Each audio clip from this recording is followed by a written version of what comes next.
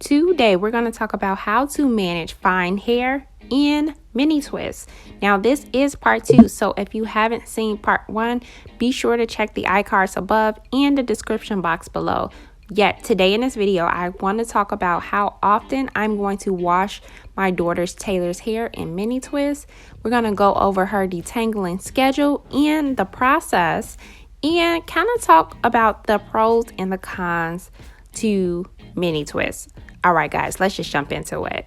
So believe it or not, we are still going to have our weekly wash days, and this is going to include both shampooing and deep conditioning. In part 1 of this video, I talked about how we're mainly going to use products that are on the thinner side in regards to texture, or is very loose in texture, because these products are more easily to rinse out her hair. Think about it, her hair is twisted up, and with her hair being twisted up, there is no way I can get absolutely all product out of her hair without washing her hair loose. So in order to minimize buildup, we are going to avoid using products that are thicker in texture and that are a little bit harder to rinse out of her strands. So if you are new to this channel, hi, we use a winter cap to trap the heat inside of Taylor's hair when deep conditioning. But let's move on to detangling and what that process looks like for us. So if you have been following me for a while, you do know that I am a huge fan of finger detangling, but this is exactly what I'm talking about here. When your hair is in twists, there is still an opportunity for lint, dust, debris to get trapped in your hair. And unfortunately, without washing your hair loose, there's no way you can 100% like get that out of your hair.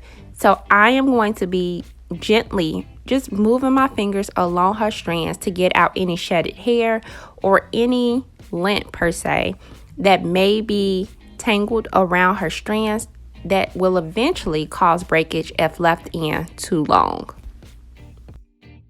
So when installing these mini twists in Taylor's hair, I actually broke her hair up into 4 sections, and in each section I split into 2.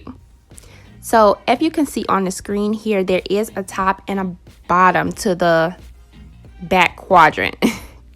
That's the only way I can explain that, right? And it's about 7 or 8 twists in each section. So I will be rotating her detangling sections each wash day. So this wash day, I'll do the 7 or 8 twists on the top or the bottom of the back quadrant. And then next wash day, I'll do half of another quadrant and rotate as I go. Now I want to show you guys how that looks on paper, because it's better if I show you on paper versus just explaining it verbally. So check it out. So please excuse my professional drawing here, but if you ever were to picture like someone's head looking up from above, this is exactly how it will look. And the numbers on this diagram represents the amount of twists I just have to detangle that wash day. And I'll just keep rotating each wash day until I have her head fully detangled and just start over again. Please let me know if that makes sense in the comment section below. Yet the reason why I'm choosing to do it this way is because I don't want to wear myself out on wash day, and I definitely don't want Taylor to get irritated with having to sit down in one spot for a long period of time. Now, to keep track of this, I will be keeping a hair diary for Taylor so that I know where I left off and what I have to do next. Which leads me into the conversation about the pros and the cons of mini twists. So obviously the pros are faster wash days, right? Especially if like I'm rotating my schedule in regards to detangling her hair. But there are cons. And the major con is, unfortunately, when you recycle your parts. When you do recycle parts, you get breakage around the perimeter of that twist, like on the outer side of the part, because you're constantly pulling and adding tension to those strands on the outer twist, if that makes sense. With these mini twists, I do plan to switch up the parting a little bit by just taking down the whole section of her hair and reparting as I go back in to retwist her hair.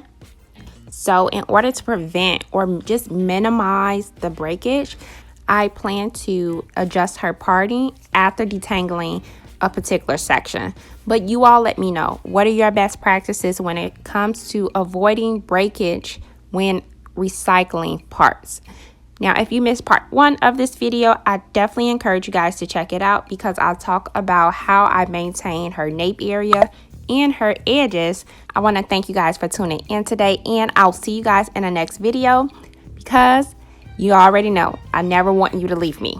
So don't. All right, guys, have a great day. See you in the next video on the screen. Take care.